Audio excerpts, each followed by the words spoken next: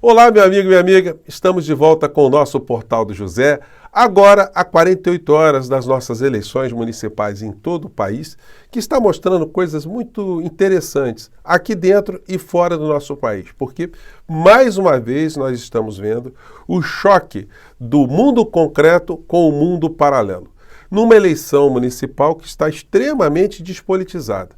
E quando nós temos eleições políticas despolitizadas, quem acaba se dando bem são justamente os inescrupulosos, os vigaristas, os que fazem uso da política justamente para se aproveitarem das pessoas que estão descrentes da política. Eu vou conversar com vocês sobre algumas questões muito objetivas, mas tem uma coisa que a gente pode cravar aqui com antecedência que irá acontecer no meio desse processo todo. Quando nós estivermos assistindo os analistas nas TVs, na internet, fazendo ali uma pontuação, uma análise do que aconteceu nesse domingo eleitoral, a frase que nós mais escutaremos será que fulano de tal surpreendeu. Fulano de tal apareceu na reta final. Fulano de tal, que não estava previsto para ganhar as eleições, chegou. E aí a gente vai ter, enfim, um cenário concreto para, a partir desse cenário, fazer projeções mais consequentes. Até lá a gente vai continuar a ver muitas especulações, muita torcida e poucas análises das causas do porquê algumas candidaturas estão indo bem e outras não estão indo muito bem. Numa eleição que, volto a frisar, está muito despolitizada aqui no nosso país. Bom, vou conversar com vocês sobre alguns fatos objetivos, sobre esse mundo paralelo que volta a assombrar algumas criaturas. Mas antes de mais nada, quero convidar você que está chegando agora ao nosso portal e ainda não é inscrito, para que, em primeiro lugar, você se inscreva aqui conosco. Depois conheça também os nossos outros vídeos. Se você gostar, compartilhe, recomende, não esqueça de dar o seu joinha, o seu comentário. Se puder, venha também para o nosso clube de membros, porque aqui você é muito bem-vindo e muito bem-vindo. Bom, gente, vamos aqui às notícias, né? Começando com o choque do mundo paralelo com o mundo real. Eu mostrei para vocês aqui, em encontros anteriores, que o Departamento de Estado dos Estados Unidos, o departamento mais importante, que cuida da geopolítica, dos interesses dos norte-americanos no mundo inteiro, disse que não vai tomar partido em questões que dizem respeito ao empresário que tem os seus negócios privados. Ponto final. Então, o governo, como um todo, está longe dessa questiúncula que envolva, ou questiúnculas que envolvam o senhor Elon Musk. Bom, mas aí o mundo paralelo, né, continua super assanhado. Eles acham que o Congresso norte-americano está fazendo um processo legislativo para sancionar um ministro de um país. Vem cá, os estadunidenses não têm mais o que fazer, não? Eles têm que ficar agora tentando dar respaldo à insanidade que vem de outras partes do mundo, aqui do Brasil, para eles lá. Porque, gente, eles estão tentando ventilar aqui no Brasil que o Congresso norte-americano está fazendo uma sanção contra o ministro Alexandre de Moraes, a pessoa física dele. Só que essa é uma situação tão torpe, tão míope, tão sem sentido nenhum, dentro de um universo de esquizofrenia total e misturada com vigarice, que o ministro está representando a Corte Suprema do nosso país. E você não pode impedir, né, do ponto de vista prático, que uma entidade, uma pessoa jurídica, entre num outro país. Porque se isso tiver algum sentido, os Estados Unidos, o Congresso norte-americano, aprovarem uma lei que proíba a entrada no país daqueles que eles julgam que censurou algum cidadão norte-americano, eles vão ter que impedir o primeiro-ministro da Índia. Eles vão ter que impedir todos os sheiks da região do Oriente Médio ali que proíbem a atuação do Twitter, que censuram. Eles vão ter que proibir pessoas da Turquia, vão ter que proibir pessoas da comunidade do euro. Será que isso faz algum tipo de sentido? Bom, somente para as criaturas do mundo paralelo, do terraplanismo ideológico. Então, já tivemos vários desmentidos como esse aqui. É falso que o Congresso dos Estados Unidos enviou intimação a Alexandre de Moraes. Vocês se lembram que eles ficaram dizendo aí, esse pessoal da extrema-direita? O ministro Alexandre de Moraes recebeu intimação para responder em 15 dias.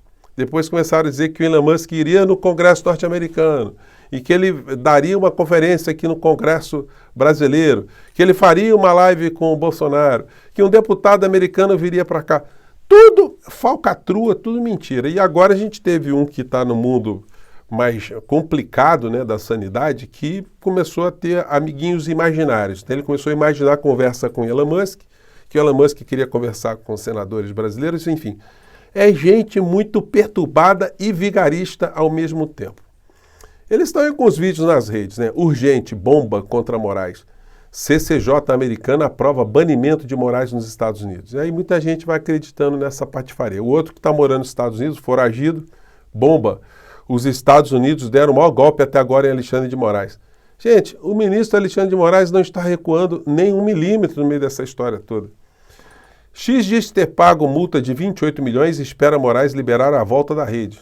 O ministro, se ele fosse utilizar a velocidade que o judiciário tem para analisar uma série de coisas, olha, só daria uma decisão sobre esse assunto daqui a 30 dias, né? Na melhor das hipóteses. Vamos ver aí como é que o ministro Alexandre de Moraes vai lidar com isso. Porque o desbloqueio não é automático, ele está pedindo aí para conferir se essa conta foi paga mesmo. E depois vai se verificar se a representação da empresa no Brasil está cumprindo as exigências que a legislação brasileira impõe. Então, esse troço aí provavelmente não vai voltar a funcionar aqui no Brasil antes da conclusão do segundo turno. O inelegível está aí, né? Um desespero danado, dizendo que o Twitter sofreu esse processo todo para que a direita não tivesse ferramentas para ter um melhor desempenho nesse processo eleitoral, né? Enfim, mais uma maluquice desse universo paralelo. E como eu disse para vocês, nós estamos hoje num dia de muitas análises ainda dos debates que aconteceram em várias cidades do nosso país. E aqui eu queria chamar a atenção de vocês para um fato específico que diz respeito a alguém do campo progressista.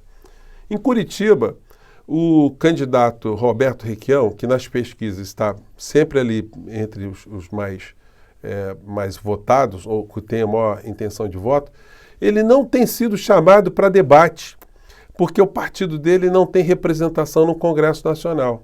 Então, esse é o argumento que estão dizendo as redes sociais, quer dizer, as redes de TVs, para não convidarem o Requião. Ele apareceu ontem no debate lá em Curitiba. Então, fica aqui a nossa torcida para que o Requião ele consiga aí superar essas adversidades todas e consiga pelo menos ir para o segundo turno para, enfim, colocar questões políticas, porque se tem uma pessoa que trata dessa eleição já num plano muito maior, é o Roberto Requião, que consegue fazer a ligação dos problemas do município com as questões que acontecem no Estado, que acontecem no nosso país, na política econômica do nosso país, na visão política do governo brasileiro, do governo Lula. Então, isso é muito interessante. E aí, aquela coisa, né? Debate na Globo, quem ganhou o último embate entre candidatos a prefeito, placar dos colunistas do Globo responde. E aí a gente vai ver muita especulação. Agora, o que vale mesmo é como se a regra do futebol, né? É a bola na rede. O que vale é o voto na urna. O que vale é o que será apurado no final dessa história toda.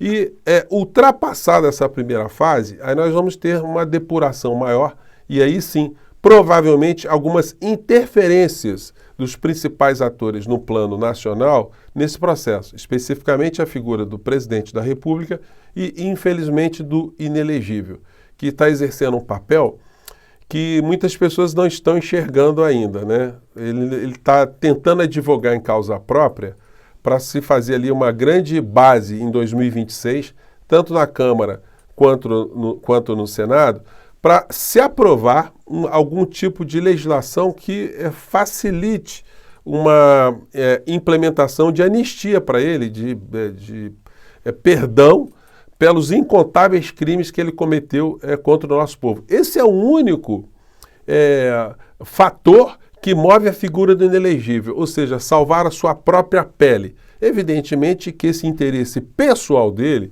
se une a interesses pessoais de uma série de criaturas da direita aqui no nosso país que tem uma coisa muito, uma característica em comum muito, muito estranha. Não são pessoas que defendem algo, são pessoas que estão se colocando no campo da política na negação de políticas sociais, de aquisição de direitos, de implementação de políticas públicas, são sempre pessoas que estão negando, as pessoas que não querem que faça isso, não querem que faça aquilo, não querem, enfim, que fantasmas que eles colocam para a sociedade, de um modo geral, sejam implementados nos seus municípios, coisas que estão muito além da capacidade de um candidato a prefeito, né? Bom, então vamos aguardar agora no domingo, até lá nós vamos ter outros encontros aqui no nosso Portal do José e eu acompanharei também esse processo eleitoral todo, né? Estou pensando se vale a pena fazer uma live aqui no nosso portal, porque teremos muitos canais aí tratando desse assunto com muita estrutura, né?